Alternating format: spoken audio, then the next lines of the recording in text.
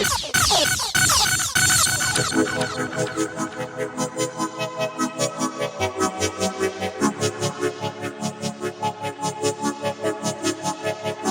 what that was about. The 6th day of December, 2015.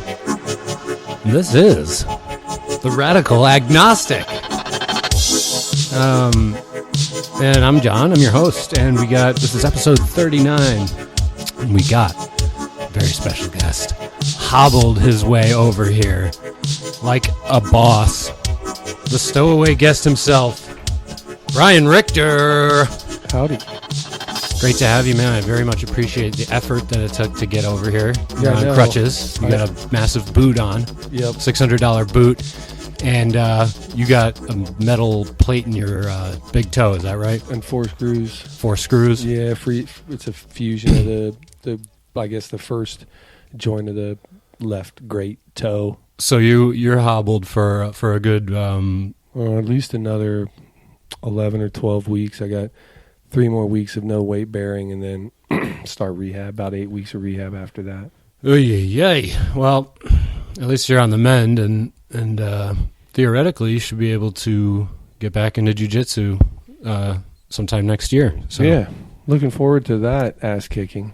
Yeah. It's so miserable after that long trying to come back. Oh, you have no cardio. It's just exhausting. And I'll say this, like even if you do go out and get cardio, like I came there with halfway decent cardio and wanted to puke after 5 minutes. It's just not the same. Doesn't make a difference. It's weird too. Like you could be a long distance runner and then jump in the pool and you're burned in 10 minutes. Yeah, because it's different. It's a different thing. And likewise, you can be, I don't know. You can be a runner or a swimmer and just a CrossFitter.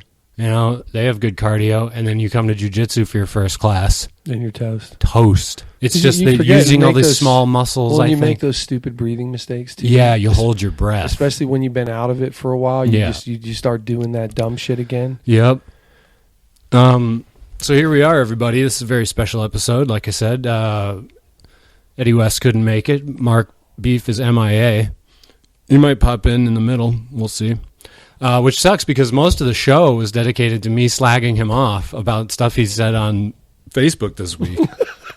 And so we'll have to improvise hugely then. Yeah, we will. One thing I was going to do, I did want to say, you know, if I make the outlines for the shows and then every week I have to hit return a bunch of times at the top and stick in the latest mass killing. Or /terror, you know, Planned Parenthood, and then this San Bernardino. And I was thinking, yeah, I've been out for all those. Yeah, I missed all those. So, but it's like every week I have to do that because, like, oh well, you got to mention the horrific thing that happened this week. So, but I feel like if I have to do that every time, there'll be no show. It'll just be a terrorism. Well, it'll just be like it's like CNN then.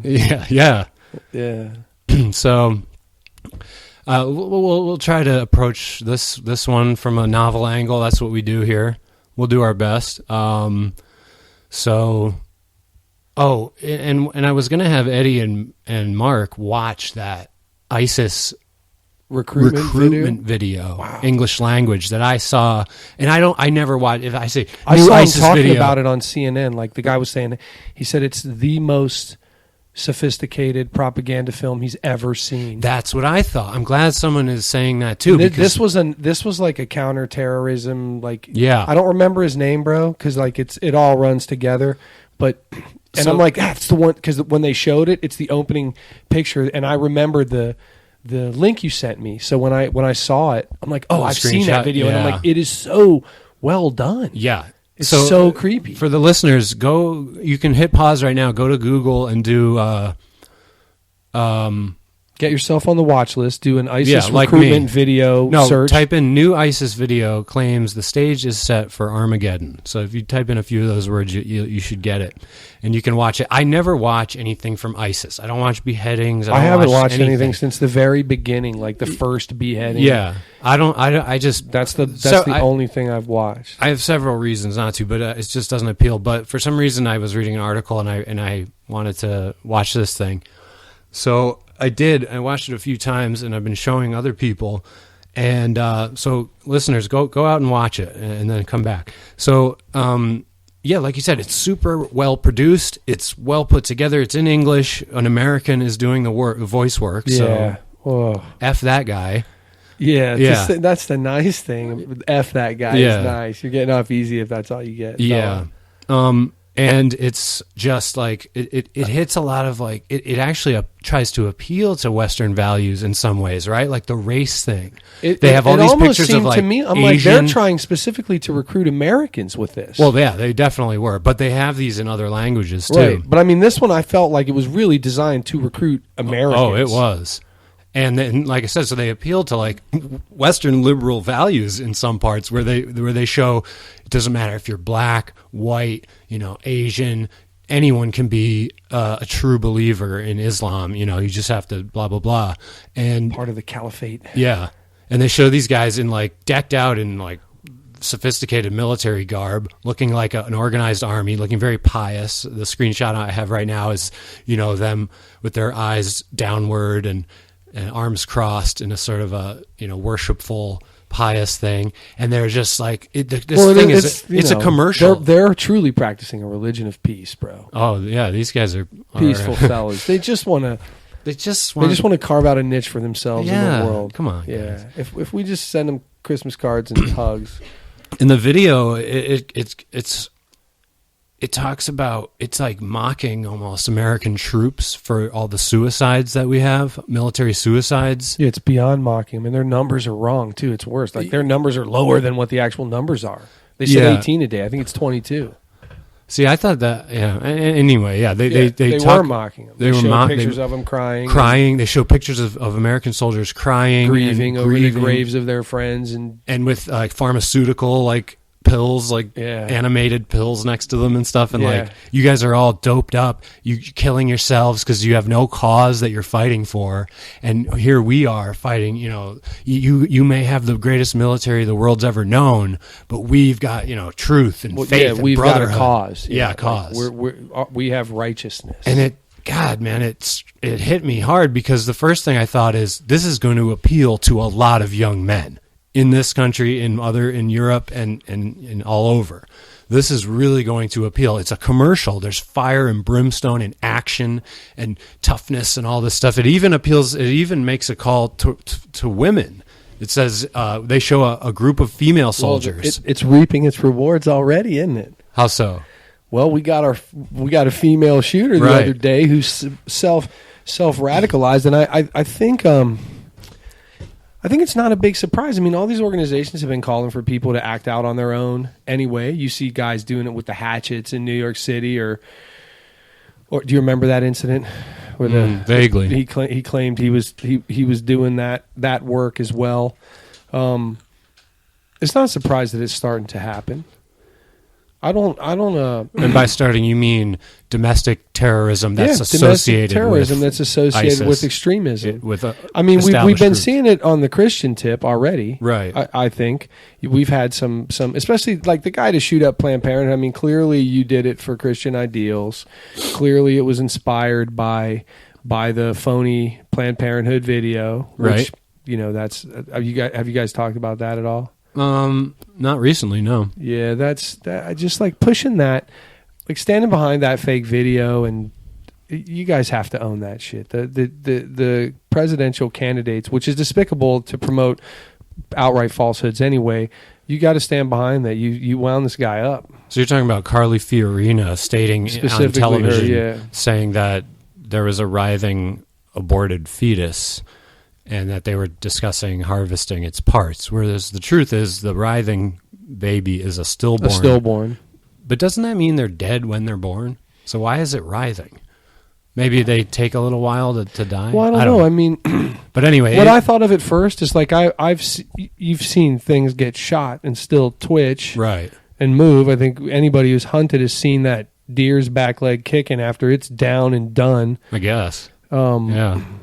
So anyway, you cut a snake's head off, it fucking twitches around for a long time. So the fact is, it's a stillborn child. It's not an aborted child. I wasn't comparing stillborn children to snakes, by the way. Nervous systems. And then the defense on the video guy's defense is, well, that it's true, it's a stillborn kid, but it's the same thing as an aborted fetus would be. It's the same size or whatever.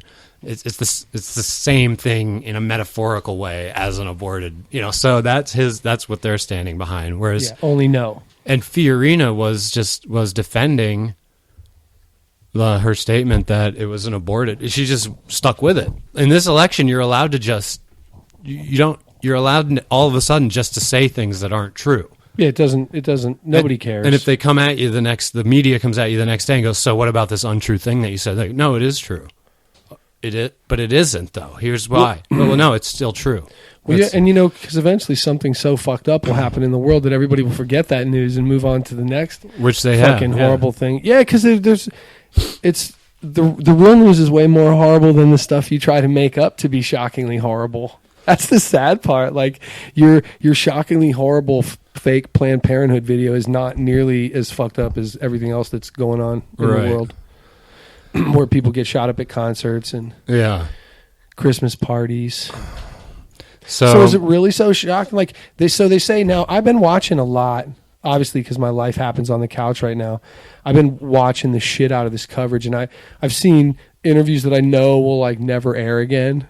Like I saw an interview on CNN with a survivor saying he was locked in a closet, wishing he had a firearm, and so that he could at least try to defend them. Yeah, and that he thinks everybody should be armed. And Christine and I start laughing. I'm like, well, fucking CNN will never show that. I hope a Fox affiliate was watching.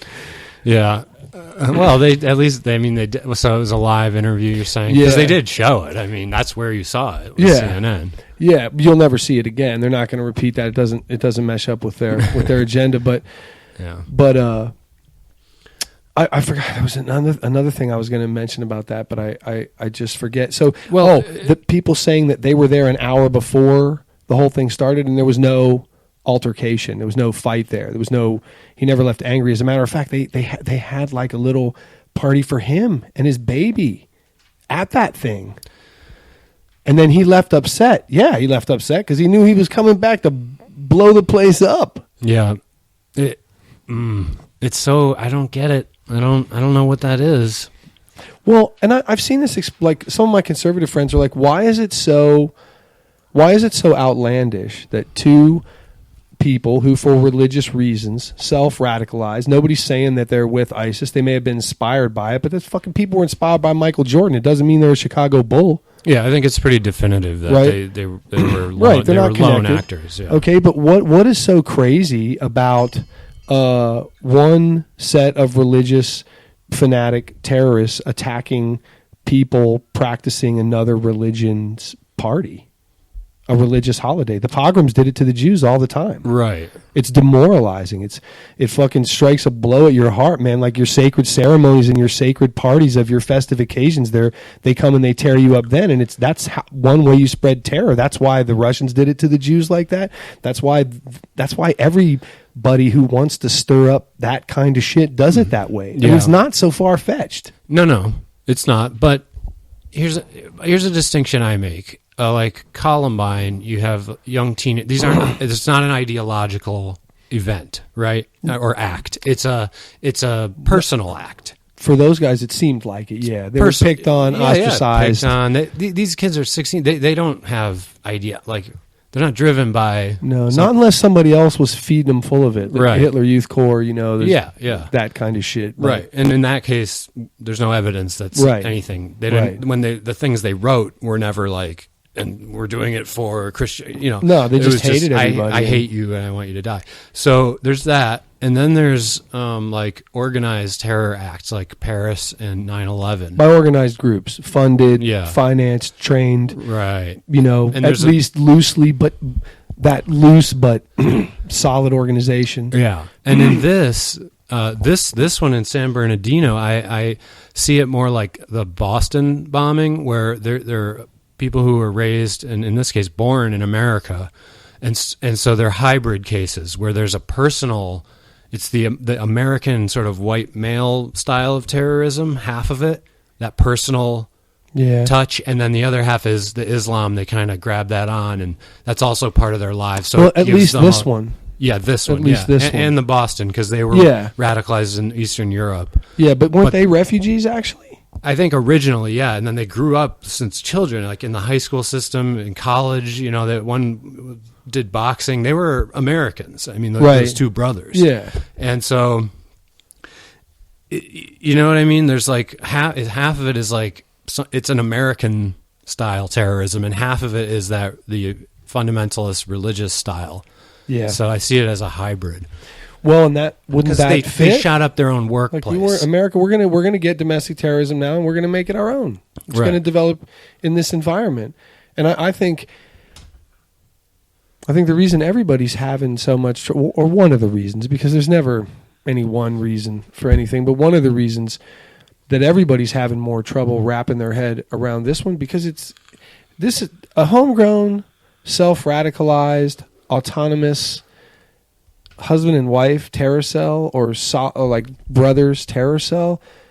To me, that's so much more dangerous than ISIS, who's an organized thing that we can track. Right. We watch their communications, we watch their propaganda, and they're from places where people act a little different than us. So they have different traits, different mannerisms, different ways of life. These homegrown terrorists, whether it's a white Christian dude that's going to shoot up Planned Parenthood, or a college, or whatever, or it's an Islamic fundamentalist that's going to do it for their own reasons. They look like us. They talk like us. They got the same favorite football teams. Well, they are us. They have our same hobbies. They're Americans. Yeah. That's scarier. Right. That's way more hard. People are like, are you guys upset that they weren't on your watch list? Well, fuck yeah. What kind of stupid question is that? Yeah.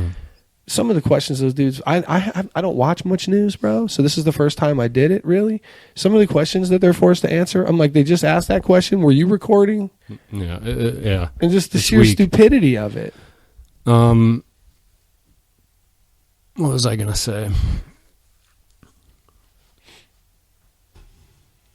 Oh, yeah. To the same degree that, so like fighting a nation, that's something we're used to, right? Yeah. Wars, old-fashioned nation versus nation. It's very straightforward. You got your tanks, we got our tanks, we got our Air Force, borders, we got our navies. There's borders. We're trying to hold this ground. There's a capital. If we take that, you lose. Yeah, if we hit so many of your forces, you surrender. Right, and then a terrorist group, an organized group, is much harder to stop, as we've learned since Vietnam. They're much harder. A disorganized sort of semi-formal group is harder to deal with. We've had very little luck in trying. And then the people you're talking about, the homegrown individuals, that's another order of magnitude away from what we're good at. I gotta tell you, as far as I can see, and I've had nothing much to do lately. So, how do you deal with that? Well, here's the thing. Like we talked about before, dealing with it, we had all our multifaceted thing, and our solution. I think all of those still apply. Yeah, but that solution would take about 50 years to implement. Yeah. So there's that. And then the other thing you can do, there's one other thing you can do to stop school shooters and these types of things, and self-radicalized terrorists. You can militarize everything. You can make it a police state and take away all rights and monitor every call and every email like they. Or I'd submit another option. You can do what Israel's doing, and just every fucking citizen carries a gun and they fight back. You raise a knife at an Israeli citizen, fucking 5 old ladies turn around the bus and they bust caps in you. Yeah. So they're at war constantly with each other, and I'm not. We don't need to get into the Israel-Palestine thing, but they're fighting each other in the streets every fucking day over there. Mm-hmm. And that's how Israel's dealing with it. And they're not getting these dudes shooting up the whole place. They start shooting, and everybody starts shooting fucking back, and the guy ends up dead. Yeah. It's a country the size of Delaware. But I'm not saying it'll work here. I'm just saying that's what they're doing. And you got guys like, did you hear Arpaio's? Did you see his video? Where he's saying Joe Arpaio. Where he's saying our citizens are prepared to shoot back. We want you to take it into your own hands until we can get there. Right. The Detroit chief of police stepped up and said a similar thing this morning. Chiefs of police are stepping up and saying it everywhere. Mm-hmm. So let me ask you this, because I saw this stupid fucking meme, and it shows a SWAT team and it says it took 23 of these guys to take them down. No way an armed citizen would have made a difference. Oh, I see. I'm like, okay. So here's my experiment to any dummy who posted that. Here's my challenge to you. Put on some soft body armor I suggest you learn what its capabilities are first, and then you study terminal ballistics of fucking high-velocity handgun rounds at close range to see how comfortable you feel. Second, think about this. You're standing there, and these people clearly had an interest in survival because they didn't stick around to get killed off or ever once try to kill themselves. No. So if you're wearing soft body armor, because that's what he was wearing, I've seen lots of close-up pictures of his ass laying dead, soft body armor, no chance at stopping a rifle round, probably won't stop many pistol rounds, and they're going to break your ribs. Which will probably sit you down. Second of all, it doesn't cover vital areas like hips, which most defensive shooting classes train you to shoot at. And I'm not even talking about headshots yet. But so say this guy walks in a room and he starts shooting at people and somebody starts shooting back at him. Do you think he might change what he's doing when bullets start coming his way? Do you think he might duck and cover himself? Do you think he might stop shooting and try to find a safer place to be if, in fact, he doesn't want to get killed? In that scenario, certainly, that's a good point. On the other hand, there's a lot of side effects of, like, I don't know what that proposal even is, encouraging people to buy guns. Well, we don't need any of that. Black Friday set a record. There were like some ridiculous 185,000 background checks done Black Friday. Well, there's been more guns sold in Obama's term than there were in like the past 8 terms, past 8 presidents. Period. Yeah. Every time there's a shooting, sales go up because the conservative things start. Because the Democrats start talking about. Do you think some Democrats are quietly scared and go get guns themselves? Yeah, definitely. Yeah, no doubt. But I think so too. Most Democrats aren't proposing banning guns, though. They're proposing. Well, what's the New York Times proposing, bro? Because now you can't say anymore that they're not asking for confiscation because the New York Times directly asked for people to have the quote unquote assault style weapons made illegal and for everyone to have to turn them in. Yeah. That's what they called for in their editorial. Yeah, like in Australia. This is the same magazine, if you're listening, that I think it was last year printed an article called The Assault Rifle Myth. Yeah. Saying that assault rifles account for almost no crime and reinstating a ban would do almost nothing to reduce gun violence. Now they're calling for confiscation and turning them in. So that's your New York Times. So flip, right? Flop. So you're not. When you bring up the scenario of the people in the office who shoot back. Right. Well, is that a proposal of something to implement in the country? Why isn't that happening already? Because they're not going to play. They're still hitting soft targets. You've never seen them hit a hard target yet. Somebody's going to shoot back at those motherfuckers. Yeah. Let them pop up in the right place. Let them pop up anywhere I'm at. I guarantee you, I know one dude who's going to fucking shoot back at him. Because if you're the kind of person who thinks that as an armed citizen you can't make a difference, then watch some of those tapes out of Israel. Number one. Number two, go ahead and hide under the fucking table. I'll tell you like Homeboy told you. I got you. I'll fight when you want to hide under the table because that's not working for anybody. The best way to win a fight when you find yourself in one is to fucking fight back. But like you said, they hit soft targets. I mean, right, on purpose. So right. No, I don't think anyone So I'm disagrees. saying from my point of view, from me personally, and I'm not advocating for this for America, the ground I'm standing on is never going to be a soft target. Right. I'm always armed. So when you come to shoot at me, I'm going to shoot back at you. Yeah, if they're any good though, they'll wait till your back is turned, and that'll be, and you'll. Well, they don't. I don't advertise that I'm armed. I'm not one of those crazy Second Amendment dickheads with a rifle strapped to my chest at Chipotle. It's just not. Yeah. But I've been robbed at gunpoint. I've been chased around town by fucking gangbangers. I know what's out there, man. I'm not being fooled. I'm not. Yeah. One of the things that came up to a vote in the Senate a couple days ago was banning the sale of guns to anyone on a terror watch list. Or on the no-fly list. Or the no-fly list. And President Obama actually did an address, a video recording, especially about that. He's going to address the nation from the Oval Office tonight, right? Yeah. Okay. I guess that's a big deal. He's only done it twice before. And it was after a conference with his national security advisors. Yeah. So, which, I don't know what that means, man. Does that mean it's more war?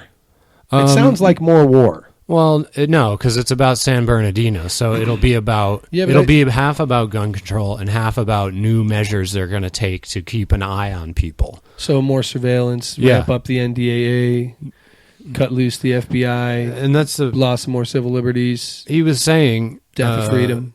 we should at least, he said, we should not let people on the no-fly list purchase guns. And he said, this isn't going to solve everything. He said, but at least we could make it a little harder for these people to get guns. And this seems like a very reasonable argument. It's something that, Bryan, you showed some sympathy for online yesterday.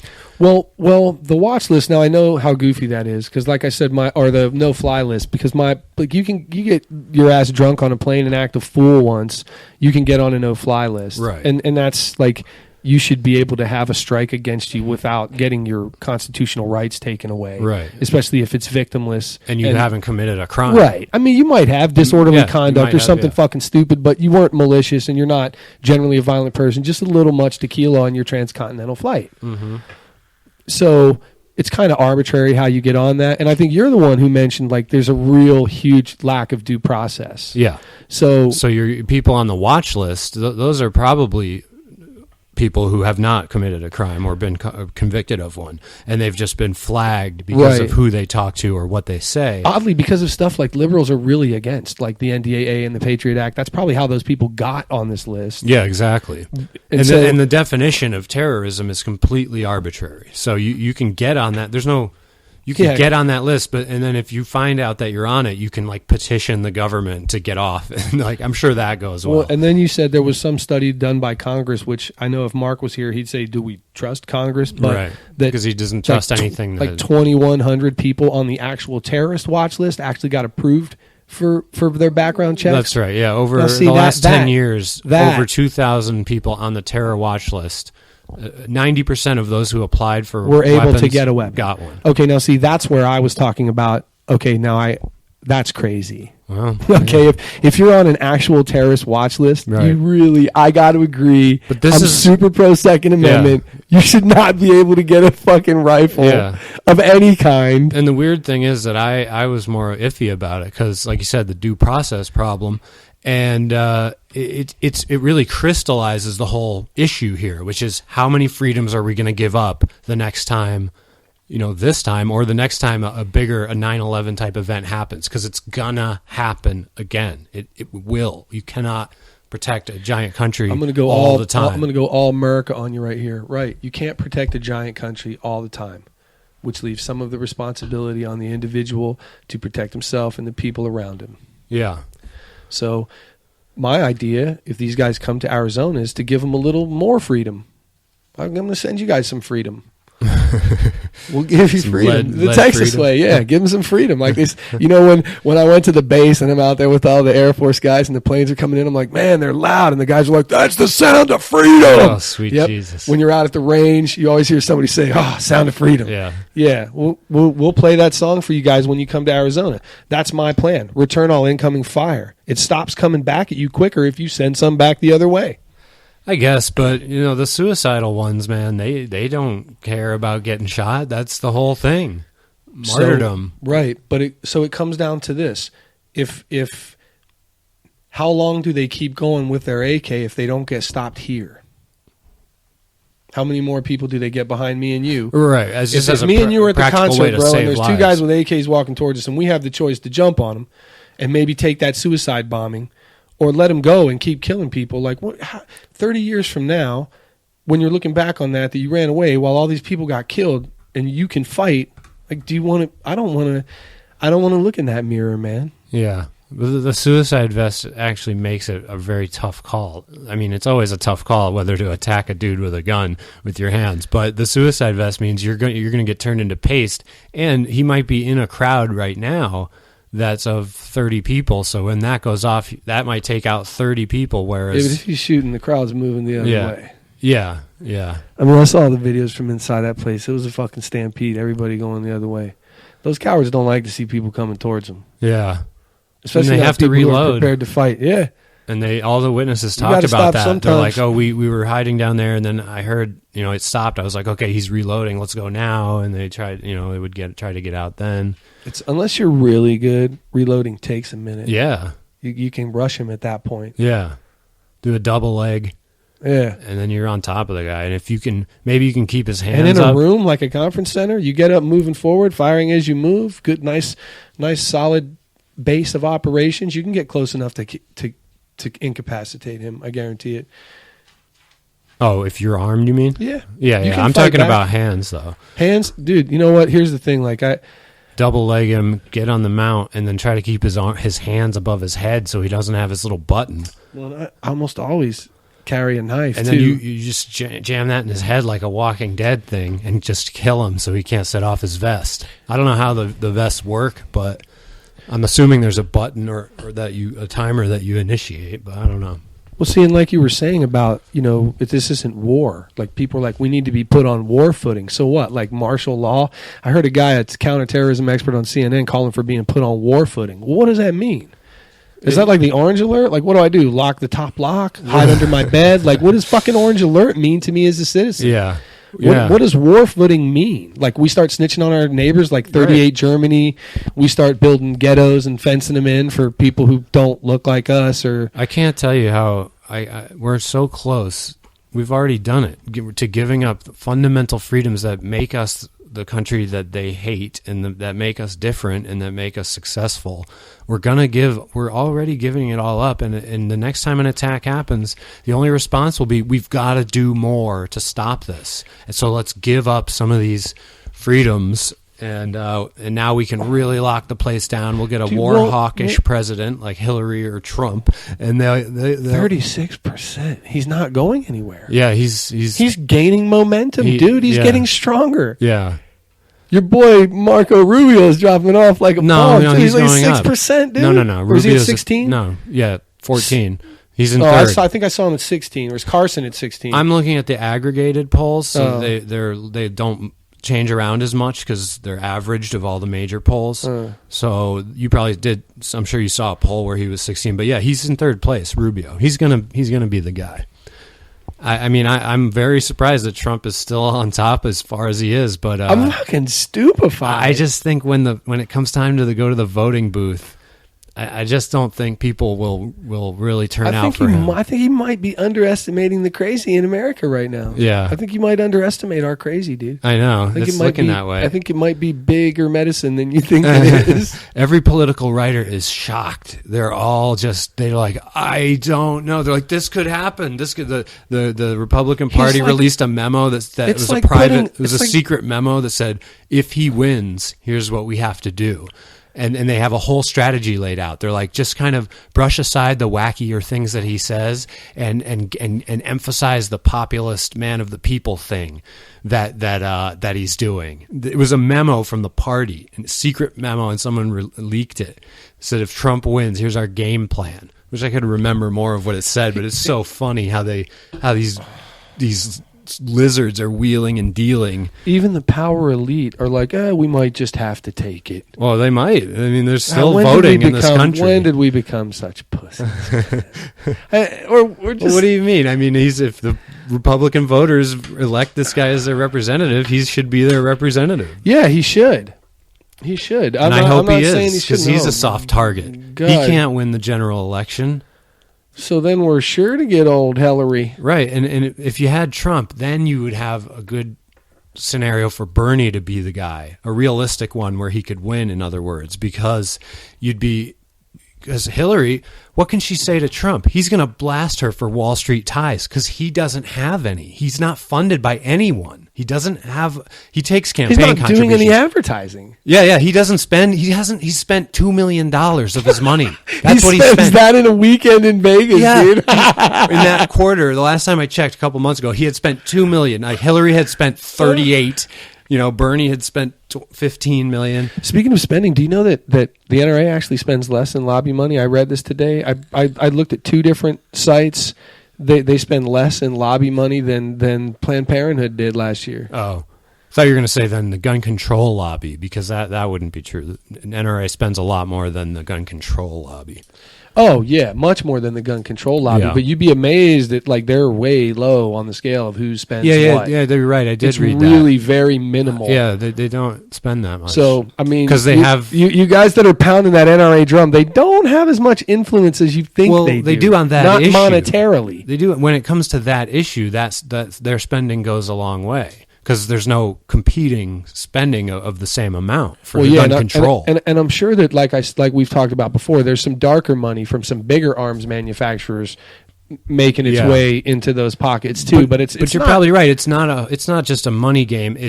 They've got a grassroots thing going, huge. I mean, like you said, have 5 million members. At 5 million, that's it. Yeah, I know, but not that group. I'm saying, but gun rights people. Much bigger than 5 million. Yeah, it's huge. Well, it's like every white guy in America almost. It's those. Well, and beyond that, like it's not just white guys that own guns. It's the email chain though that comes out that says Obama's coming to your house personally. Hey, if you're on my email list, like please stop sending me those. Yeah. All right, with the red font. I don't care. Like they know what they're getting if they come from mine. So I don't know with ISIS, like. It seems like I never consider the pacifist approach usually because it's not realistic. It doesn't work with them. And I'm not a pacifist ideologically. But with this case, I almost thought because what we're doing right now, we're doing everything we can from the air right now to stop ISIS. There's not much more we can do. What we can do is send in troops and rout them and then stay there for a couple decades and just get picked off for a while and then do that and then be at war with Russia basically because we'll be in Syria at that point and then we'll be helping their enemies, which are the enemies of Assad. So that'll be fun. So that's one option. Yeah, that's a real world war. Yeah. It's the real thing. They have nuclear weapons. Newsflash. That's one option. And they've got Putin. The other, yeah. Who will, I don't think that dude's all super fucked up about going to the next level. Yeah, I don't think he wants to do that. I don't think he does either. I saw an article on him today saying Russia's going to be the biggest supplier of healthy organic food. Okay. Where are you going to... I don't... It shows him walking through a field of grain. All right, yeah. Their economy is in the hole. Yeah, that country's not doing isn't well. Kind of every economy headed that way? Like yeah, but Europe doesn't look good. Yeah, Europe is struggling. Well, Germany's doing great. We know where we're at. Well, those Germans, man. Maybe the Third Reich will have. It'll be a financial empire, though. So, send it ground war one option.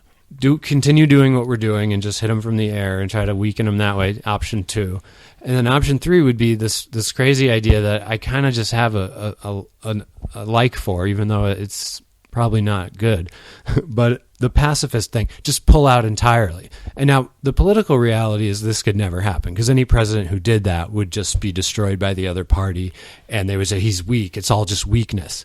Whereas it might be strategically, it's like, now you can't pull out of Iraq and let ISIS take over there because we're the fucking ones who destabilize that country. And so we really do have an ethical responsibility to see something through in that country. But Syria, at least, so that's one reason why this plan can't work, because ISIS constitutes both of those countries, a big area, the Levant. So it doesn't really make sense. But Syria, you just pull out of there and let ISIS take over. Now, Russia and Assad can fight ISIS all day long, and I'm sure they'll hold them off for a long time and bleed each other dry in the process, which is good for us. And then just once a terrorist group takes over a country, I mean, that's not really what happened in Saudi Arabia, but it kind of is. There was it's a theocracy led by radical Muslims. And so you let ISIS take over Syria and just have that be their country. And then they'll immediately get bogged down in political realities. Like people will be revolting against them. Obviously all those different ethnic tribes and stuff in Syria won't like ISIS being in charge. So ISIS will have to fight its own terrorists. Did you see that map of combatants I put up that has Immortal Joe on it? Yeah. It's so odd. That's how convoluted it is over there. If you don't know, there's so many factions fighting in Syria that Immortal Joe, you might as well throw him in. Right. So you might as well. Rambo might even be there. We don't know for sure. We don't. Dude. Santa. Yeah. That might be his base of operations. It is. I looked online the other day, just wanted to know if there was a conspiracy theory out there that Santa really exists. And is there? I couldn't find a serious one. Well, no. I got to tell you, obviously one of my friends sent me a video right away about San Bernardino being a false flag. Yeah. And it's a guy, and by the time he's talked for 20 seconds, his voice is, you want to punch him in his face. He's one of those slow talkers that drags out his syllables, and he's like, yeah, so there's this ad on Craigslist. That's his voice. You're like, get to the fucking point. Yeah. Anyway, it's just an ad on Craigslist for a movie. They need 70 extras that they're going to film in San Bernardino and Highland on that morning, and they needed 70 people in office attire, casual attire, and police attire, and they had to sign a confidentiality, non-disclosure perjury agreement, and then they listed a number. Now, he had screenshotted the ad, he says, so that he could, how easy would it be to create a fake Craigslist ad, by the way, just on the spot, but the number he called was for the credit bureau, and the next day it was disconnected. And I'm like, yeah, pretty flimsy. That's cool. There were people laying dead in the street with fucking blood on them, helicopters flying over. It's pretty convincing. Horse They shit. shot that thing to So shit. all the news agencies are in on it.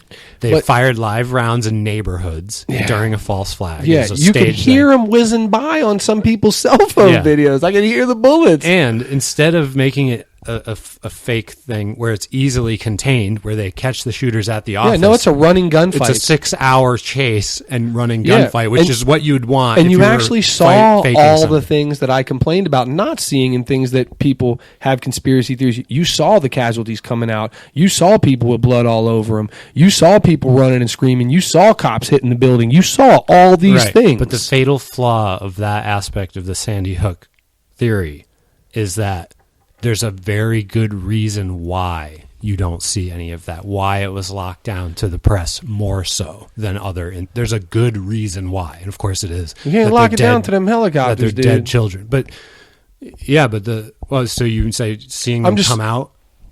Yeah, you could, like seeing a lot of things. Yeah, you see a lot of things. There's no cell phone videos, nothing. There's always something, man. There's always something anymore, and it was all there on this one. I'm like, the false flag, I don't really know. I mean, that's an interesting coincidence.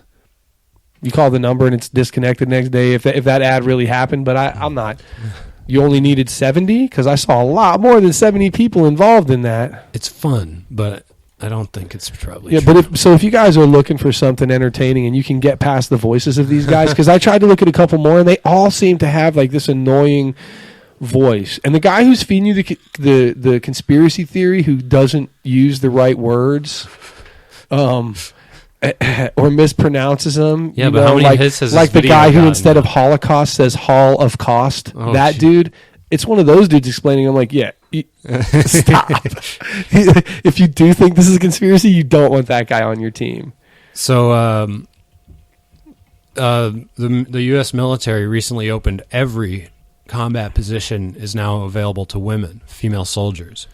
And I thought this is interesting because I think I agree with that. I think that's a good thing because, look, those jobs are jobs like any other, and it's kind of insane to bar jobs to any job to one sex. If you want that job, you should be able to get it if you are good enough to get it. If you can meet the physical qualifications. Right. So I'm very, very much against lowering the physical qualifications to accommodate women. But you keep them where they are, because that's it's the standard that you want your military to be at. Because fighting a war is a physical thing. Yeah. You have to be able to do that physical thing to go and do it. And there's a lot of female soldiers who can, and so they will, and I think that's good. But to me, it was funny or paradoxical in the sense that this is an example of feminism, achieving something, and what they're achieving in practical terms is more dead women, and women with their limbs blown off, and women who are captured by the enemy and subsequently brutalized. Oh, because I got to tell you, man, if you don't know that if Jane and John Doe get captured as POWs, it's going to be worse for Jane. Well, not necessarily, but... Well, yeah, you're right. Now that I'm thinking about it, I'm like, yeah, God, it's bad for everybody. But still, the practical result of this is more dead women. More dead women. And that's either like... that to me, that indicates that feminism is either deeply confused or profoundly consistent in that it's saying... Or you've, like, it's over, you won. Yeah. There you go. You can go get killed and die with the rest of us. Right. Hop in. Are you happy about that? Suit up. Let's go, Black Widow. Like another example of that is, like we mention a lot, men are 4 times more likely to commit suicide than women. So 4 out of 5 suicides are men. And I think if that figure was reversed, it would be a big deal in feminism. They would be saying, look what our culture is doing to women. But no one really complains about it, that it's men. Well, feminists sure wouldn't. No. I mean, that's not their fight. But as women, this correlation hasn't been proven, but it's my speculation. As women have entered the workforce more and more, we do know that female suicide proportion has gone up. It used to be even less. And I think it probably has to do with having to have a job, because most of them are awful. Could this be considered mansplaining? I'm sure it is. So anyway, it's an example where feminism results in, negative outcomes for women. But on the other hand, isn't it a positive outcome to go get to die gloriously with your brothers and sisters on the field of battle? Fuck, it is a positive outcome. And that's what Paula was saying. She's like, well, what if this woman wants to go be a hero and die for the country and try not to die and fucking go, girl. As long as you can carry your own weight and hit the target, I'm down. I'll fight with the girl in my foxhole. Who are you to tell her no? So that's why, like I said, I agree with the new rule. I'll tell you this: like, for anybody who doesn't think they can do it, take a look at a documentary about a fire crew called Apache 8. It's all women. And when they get wherever they go, they send them to the hottest, worst part of the fire because those fucking girls get busy. Wow. That's Apache impressive. 8. Check them out. If you don't think girls can carry the weight men can, they carry them same 75-pound saws. And there's a scene in there where they get to a really, really bad fire. They bring them in from somewhere else. And people are walking up, hot shots, wanting to shake their hands. They're like, you guys are Apache 8. You guys are Apache 8. And they're like, come on, with us. They take them right to the worst spot of the fire. People part for them like they're heroes. Yeah, and they are. They are.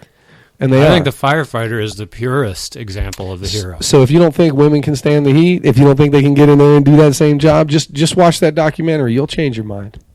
That's good, man. That's a good one. Yeah, all these notes are me yelling at Mark. I was so looking forward to it too, because I want Mark to. I like to watch you guys fight. He gives you a pass. It's always directed at me. I know. I guess I hit him harder and more often. Yeah, like all these notes I'm talking about. But so maybe that's why. But he seems to be much a more delicate hand with you. I think he is nicer to me. I don't know why didn't he enter that thread yesterday and start telling you how stupid you were for supporting gun control? Because every post he has is been how dumb gun control is and how stupid. Every post Mark has is about how any kind of control is dumb. Well, because I think he calls out liberals. I think he and I are mostly on the same page about the gun control thing, though. Like, to me, and I know this sounds crass and redneck, but to me, gun control is making sure that after my first shot, my subsequent shots continue to go where I want them to go. No, it isn't. It's also about measures that you stated you think are reasonable and would help things in this country. A stricter background check.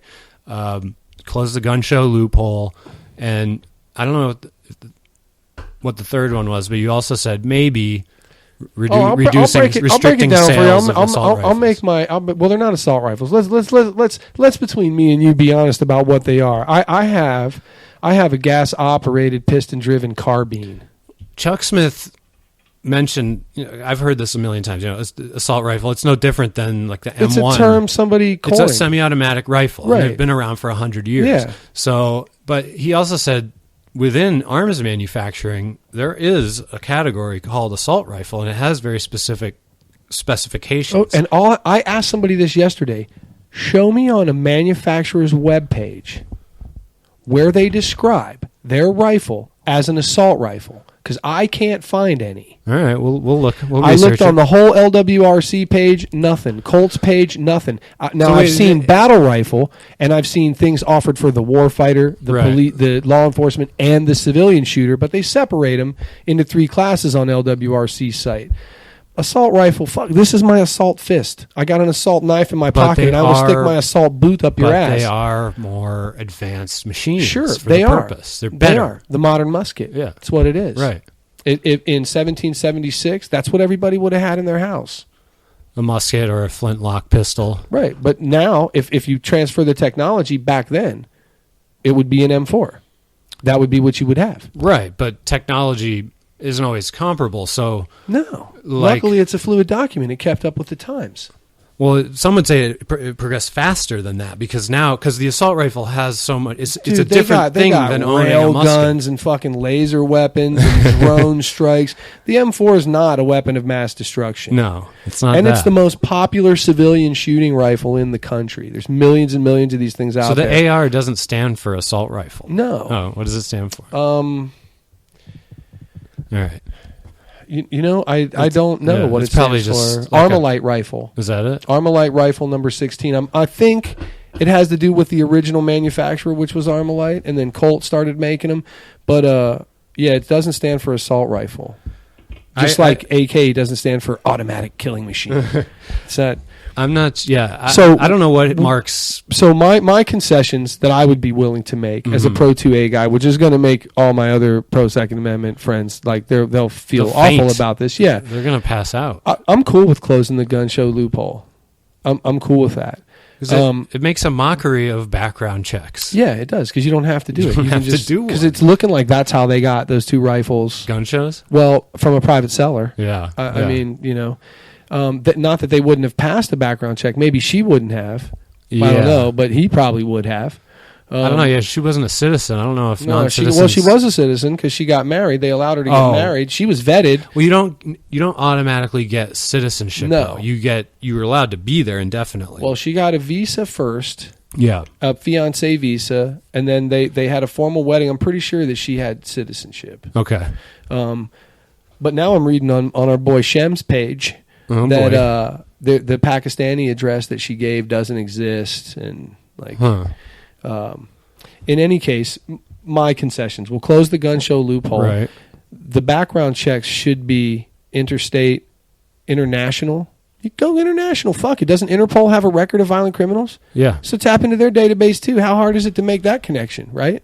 So let's go there. That way, if some jagoff from Germany or Slovakia or somewhere else has an Interpol file on him, and he shows up here a few years down the road after he's settled in and all cozy, and he wants to strike back against the capitalist asshats, he still can't. He's on the Interpol watch list, so he can't get that, or at least he's flagged, and he has to explain himself and go through a further vetting process. Then it should be attached to a national mental health registry. They're going to have to give up, most of the people who are doing these shootings have mental health issues. So HIPAA's going to have to take a little hit. Law enforcement's going to have to know who's ever had a DTS. It's going to have to be nationwide, DTS or DTO. When you get court-ordered to treatment, they automatically revoke your Second Amendment rights. Right. And that's due process. Yeah. That's due process. They've gone through due process. Yeah. But I'm not sure that record gets outside even the county. Yeah, I don't think it does because of HIPAA. Now DPS though, it might go to Arizona, but I don't know if it goes to the 50 states. And you have to decide which diagnoses and which thing. I mean, petitioning, that could be the well, right now that's what it is. Yeah. If you're petitioned as dangerous to yourself, dangerous to others, where would you draw the line? Persistently, I think right there. Okay. Right there. But I also think then if we're taking a look at gun legislation, then we're going to have to take a look at mental health legislation and all these, because let's look back at Jared Loeffner. He was posting a lot of dangerous sounding shit. He was very much psychotic online by the technical definition. And he was posting a lot of shit, but they couldn't really go out and get him because he hadn't done anything dangerous yet. Right. And they should have been able to go out and get him. You think? Well, dude, look at did you read the stuff he was I looked at a lot of that stuff. But then doesn't that lead to rappers typing out their lyrics and then they get and people I Mark who gets people angry. I've applied to the mobile acute crisis team, and cool. I'm hoping that they're going to hold the job for me, and I think I feel confident in those people. I know the people who are out there. I know they're going to use their best judgment. I've trained some of them. Yeah. So I would feel confident in our mental health professionals to determine that. But it wouldn't be up to them. It would be up to legislators. Well, they'd have to present the evidence. Yeah. But they could go out there and petition those guys, and you're going to have to make maybe even you have a dedicated part of the police department that's there for that, to be there on the scene. So when they try to evaluate this guy and he tries to take off, they're like, no, you're going to have to be evaluated, bro, because you're talking fucking crazy. Right. And I got evaluated after that big-ass fight in Germany. It's not that bad of a thing, man. You might even learn something about yourself. Yeah. And more importantly, we might need to know something about you. And what about stuff like, you remember the DARE initiative? Yeah. What about like a Know Your Neighbor initiative? Like, go fucking introduce yourself. Say hi. Know who's living next door to you. Yeah. Can that kind of thing be propagated by a government public service announcement? Couldn't it? I mean, it could. I mean, saying would it work? Would No. Yeah. No, because people are getting more and more scared. See, that's the thing to me. It's going to be like, my friend Andy said, what's it going to be like? Is it going to be like 38 Germany, where everybody's just running around snitching on their neighbors? Yep. Is that the goal of terrorism? To get everybody that afraid? Yeah, it is. It's the goal, and it's working. It's not gonna work on me, man. Did you read that thing I posted about military brats and the different mindset we have about terrorism? Yeah, but dude, next time there's a 9/11, I'll be surprised if you don't say, "That's it. Fuck these guys. Let's go in." And there's a military. Well, I said that the first time, and I don't think I'm going to make that mistake again, because a terrorist organization, we've talked about this before, it's not like going to war with a country. This is a different kind of fight. Joe Rogan had this SEAL Team 6 guy on, and really cool guy, and very smart and articulate, total, steakhead, but smart anyway. And then he got... They don't take irrational dummies in the SEALs, bro. You got to have your head right. Yeah. And talks all about it, the training, what it was like over there.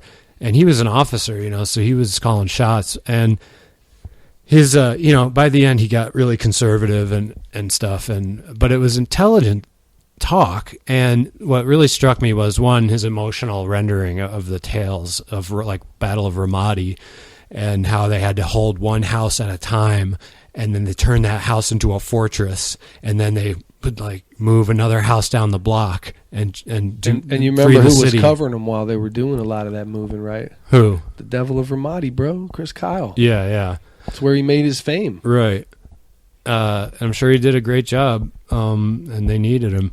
But he was saying, Joe was like, if you were president, what would we do tomorrow? Because how do you fix this? It's so complicated. And he was just saying, massive ground war. Send everything we've got in there, clear them out. He's like, they won't last. He's like, we'll kill them all. That is debatable, but he says it's true. And he was saying, he was criticizing Obama for taking us out of Iraq and saying, and he was saying what I said before, we screwed that country up. We've got to fix it.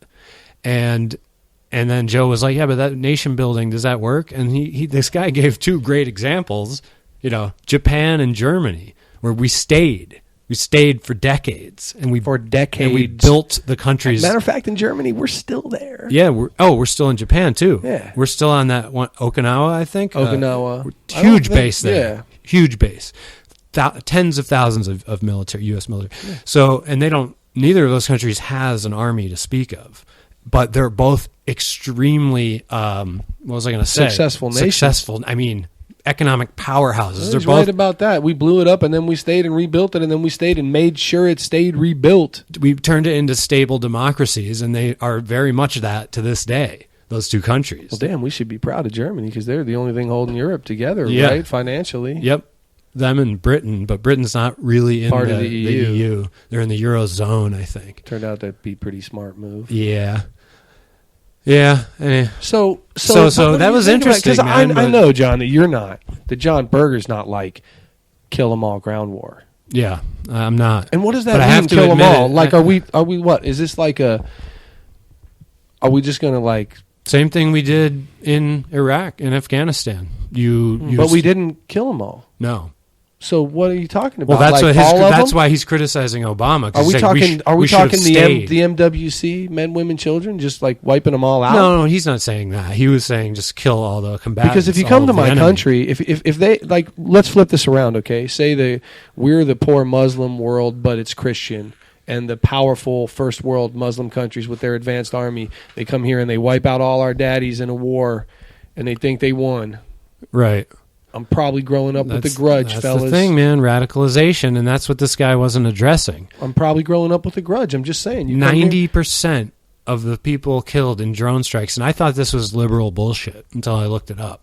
It's 80 to 90% of those killed in these surgical, quote-unquote, strikes are not the intended targets.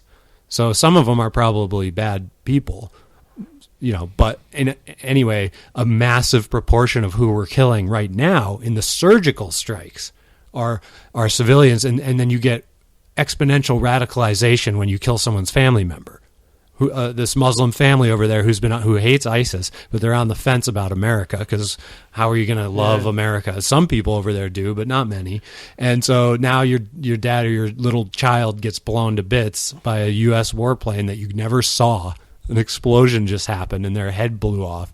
And now you hate America. And of course you do. So if you send in a massive ground war, that exponentially increases the amount of civilians that die. The whole kill them all idea, it's just not like, unless you're that committed, like you're going to wipe out a fucking 1.7 billion person religion. Well, the radical elements of it was this guy's suggestion. You kill the enemy, in other words. But the other thing is Germany and Japan, like we were talking about, were nations. They were nations with capitals and an emperor and a Führer. And it was straightforward. And a long history. The definition of winning was very much concrete for both sides. Yes, here's what we got to do. Their mechanized army. And drive into Berlin, kill or arrest their leader, and that's the end of it. And everyone knew that. And if Germany wanted to win, they would have had to take Washington, D.C. and probably L.A. and New York. Have you watched that show, by the way? No. Man in the High Tower? Yeah. No, it looks interesting, but I read mixed reviews. Yeah, I don't. I'm not in the mood for Nazis. No, me neither. Yeah. And should we ever be? I don't know. No. I was in my teens, I'll tell you that. I couldn't get enough Hitler. Well, I got enough last year for a while. Yeah, the Holocaust. Between that, the Native American, now the Congo. I've been reading. Yeah. About that. We'll do that. We'll do that one next week. We'll wrap it up soon here, but this statistic was interesting. Americans make up 5% of the global population, but we own 42% of the world's privately held firearms. We got a lot of guns, and that's why some people say, well, if your solution to this problem is shoot back, we're already saturated beyond any comparison with any other country with guns, and it's not happening. But I think now. You got guys like Keith though, and collectors who have like a lot of fucking guns, dude. They just, the vast majority of people don't own a gun. Yeah, like it's just not. Although there's so many, they're not in as many hands as you would think. And even people who own weapons, like it's so hard to be allowed to carry them. Right. Because in California you have a lot of strict laws. Places like Connecticut, there's very few open carry states. And to be honest, like I've talked about this before, I wish I didn't feel like the world was a dangerous enough place for me to have to carry a gun. But I've been in enough situations where I've had guns pointed at me and been threatened with guns, or multiple people who were going to fuck us up, that I just carry one. But it's a pain in the ass, man. Yeah. It's heavy. It's dangerous. Uncomfortable. It's something you have to, in other words, it's something that you have to really, really, really be responsible for. Think about it. Man, on one of the gun sites that I follow, there was one of those pages where it's like click to start the series of pictures, and it was a series of 20 pictures where dudes had walked into bathroom stalls and found fucking guns sitting on the back of a toilet or up on top of the toilet paper roll, where a dude had to take a shit or a piss. He took his concealed gun out and put it down. Great. And then fucking walked out and forgot it. Yeah. Awesome. Right? So people don't want to carry it because it's a pain in the ass. So and if you're freaked out about something, like say San Bernardino happens and Joe Public is like, man, I'm defenseless. I'm going to go get a gun. Right. This isn't a survivor of it. This is just a dude who lives 2 towns away. So he goes and gets his gun, and man, he carries that fucking thing religiously for like 6 or 8 months, but nothing happens. Right. Because nothing does. Because the chances of being involved in one of these things are still infinitesimally low. Yeah. And nothing happens. And even the chances of getting robbed or shot or mugged, they're pretty low. Yep. If you're watching yourself and not being stupid. Right. Not living so in nothing Detroit. Happens. So they stop carrying them. Yeah, exactly. I carried mine around for a while. No, not anymore. I always had it in the car. And it's honestly, man, I think you're going to see, because I think we'll see more of these things. Oh, it's literally a certainty. Especially more like this. I don't think it's just the white crazy dude with the gun anymore we got to worry about. I think all the calls that ISIS and all these other organizations have made for people to act on their own, they're being heard. People are hearing them. Yeah. And we're going to see this more, but I don't think you're going to see it a lot in places where there's going to be a lot of armed people. Right. No, they go after soft targets. And I that's think one you're of the most despicable things in about these them. gun-heavy states. Right. With people like Joe Arpaio and a bunch of, people itching to do that. Yeah. They're itching to throw down. They want you to come to Texas, man. There's dudes all over Texas like, come on down. Yeah. Marching back and forth in front of the I'm at recruitment. Chipotle with my M4. Meet me in the parking lot. Got a terrorist hunting permit on my car. They're ready to go. I got a little. This is a little probability sort of. It's not a brain teaser. It's just a thing that's true, but is completely, almost entirely counterintuitive. But you're gonna have to concentrate, so I'll wait for you. We can cut this out. The Radical Agnostic is brought to you by viewers like you. Send us money. Yeah. We'll get a live feed going. We should start a Kickstarter, Yeah. GoFundMe to get you a camera and a setup so we can do this live. Yeah. Get a caller. Yeah. Get people call in. Oh man. Yeah. Al will just call in every time. Oh, just God. troll us. No, we'll block his number if he gets out of hand. Yeah. Yeah. Then at least we could have Mark here for like phone when he can't make it, or I could have done it by phone. Having callers call in and argue with him would be classic. Oh my God. It would just be the best. We gotta make that happen. It's gotta happen. Donate. Maybe then we could get my mom on the show. She'd call in to yell at you. Yeah. Yeah. Like that damn John. And I can't. I have to fast forward him sometimes. All right. So everyone imagine this. This is crazy stuff. So you got 3 boxes on the table, right? And inside one of them is a $100 bill or $1 million bill, whatever, a lot of money. And the other 2 are empty. Now, I ask you to just pick one of the boxes, A, B, or C. Okay, you make your choice. Now I take away one of the boxes. It's not the one you chose. It's one of the other 2. And I can tell you the money is not in the box that I've taken away. I've taken that box out and thrown it away. Now, there's only 2 boxes on the table. One's the one you chose originally, and one is the other one. And one of those has the money in it.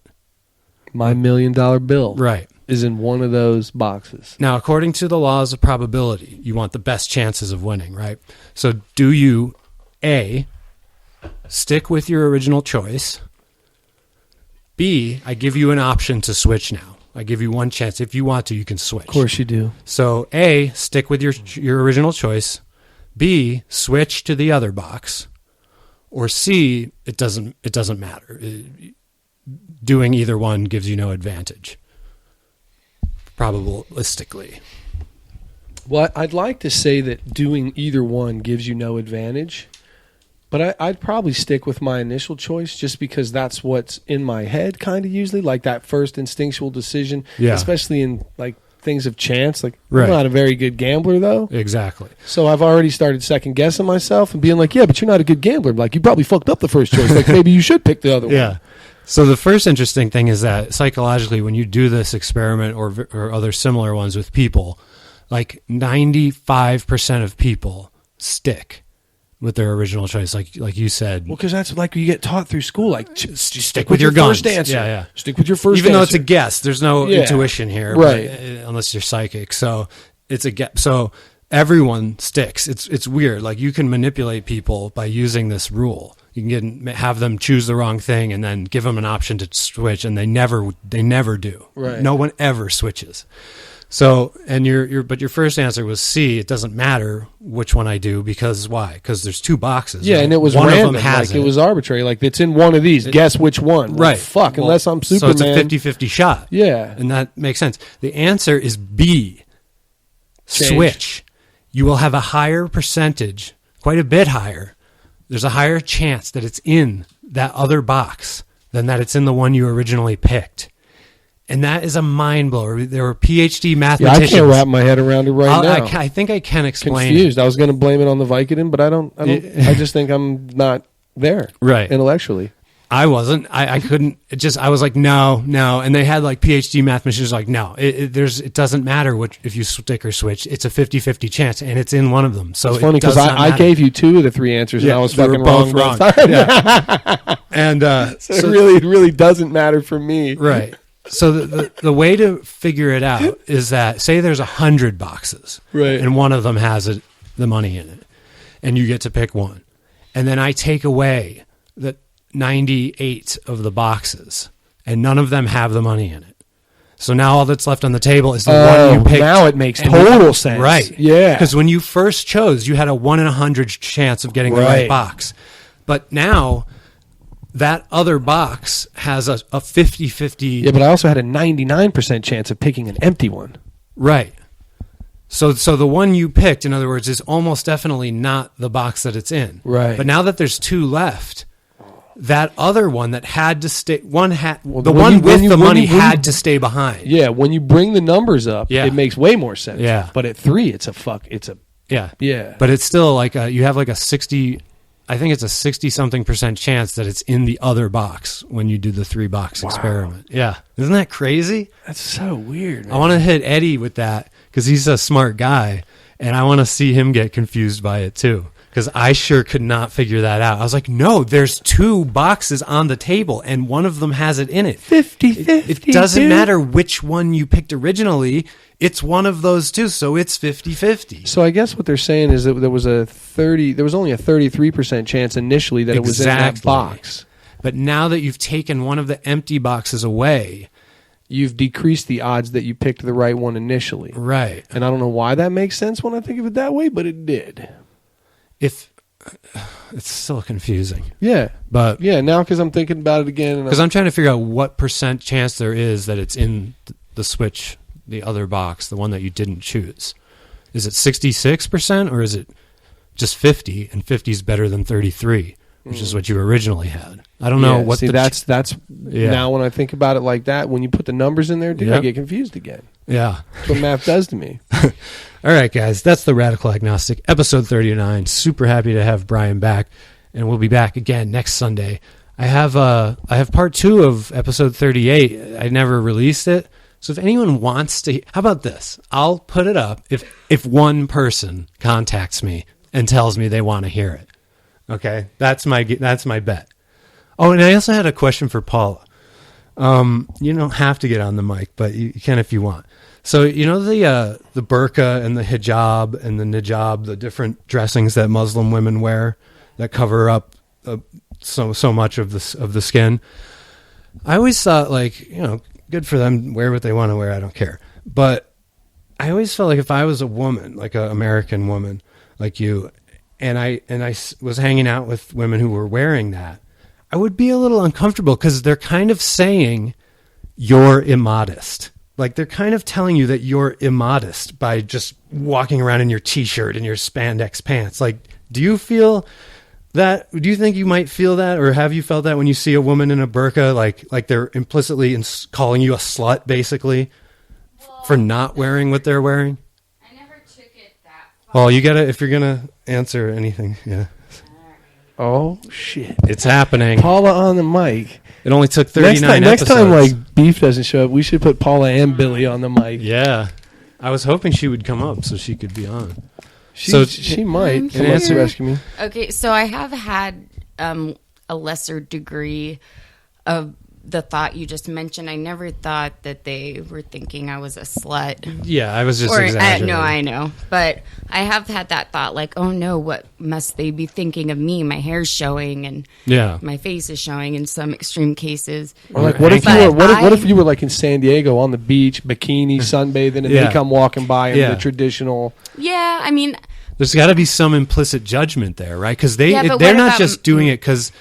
They're usually not just doing it because it makes them, they like the look of it. They're doing it because they feel that it's wrong to show body parts to men in public. It's an ideological thing. What if they don't give a fuck though, and they're just being forced into it? Oh well, yeah. Then that's completely different. Well, my thought is you can put the same thing on them, on me.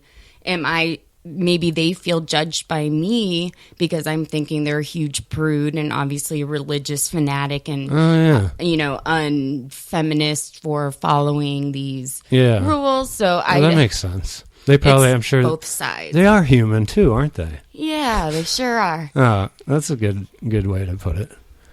Well, isn't that like the more I think like this, like in this way, radical agnostic-y? Yeah, there's no like, what? If you think that anything is singular in its essence, if there's only one single aspect to anything, right? Which is what I think. It's maybe that's why we can't solve our problems in America, because we think shit should be easy. We're almost all entitled, and we feel like we're entitled to an easy fucking solution or an easy answer, and there's not. Yeah. And I think the reason that certain issues stay central is because they're emotional and they're polarizing, and they illustrate that so well. And you can do it from home, right? And we've talked a lot about the gun issue, and the shooting issue. So when it comes up, everybody's like, one side says it's mental health, that's the answer, and the other side says, no, man, it's guns, right? And it's not like, if you think that whatever you're faced with, like, and that was an interesting perspective. Like, what are they thinking about that I'm thinking about them? Yeah. You know, because no one wants to be a prude. Because even right now, what are they thinking that everybody's thinking about them? Yeah, they're thinking we hate them.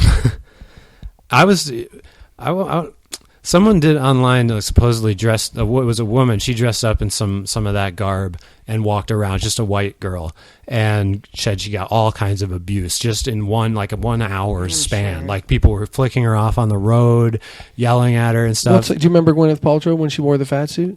Oh, yeah. No. And she got ridiculed, and she's like, oh, my God, I knew, but I didn't know. Yeah. I almost want to put on... First of all, the male garb looks extremely comfortable, and I would like to wear some of that Muslim robes and stuff. It looks really free and breezy. And you want a man-moo? Yeah. And I'm wondering, I kind of would like to throw that on and do a little beard or something. Well, and Jeff's talking about hiking in a kilt this summer. Let him dangle. He's the type, though, with those legs, man. Two tree trunks. I can only imagine the wet panties. He's going to have a tactical kilt, an outdoorsman. Yeah. Sport kilt. Hopefully my toe will be healed. I'll be walking in front of him. Because on those steep inclines, I don't want to be behind the guy in the kilt. You're going to see those thighs at the very least. Yeah, plus I don't know if he's going commando kilt or what. Like, if we're going to have manties on under there, I don't know what the deal is. If you're wearing a kilt, we'll have to feel that out. It defeats the purpose to wear any kind of underwear. Well, then I'm going to tell you, dude, you have a mosquito problem. The worst possible place. Yeah, dude. It's a spot you don't want to get caught. Taint skeetos? Taint skeetos. They're going to love it down there, too. Yeah. It's their kind of place. Ooh. Yeah, moist and musty. Yeah. I swear I should just wear a mask that converts my CO2 back to oxygen during the summer so they can't find me, because those things love me. Yeah, that'd be a good one. She's going to look like Bane. It's my summer mask, guys. Yeah, we're like, that's a good look for you. Yeah. If you're going to Comic-Con, like, just fly around from Comic-Con to Comic-Con. All right, everyone. Thank you, Bryan, for making the effort, and thank you, Paula, for being on the show. My pleasure. Yeah, awesome. All right, we'll be back. And like I said, if one person asks to see part 2 from last week, I will put it up. All right, guys. Have a good one. Later.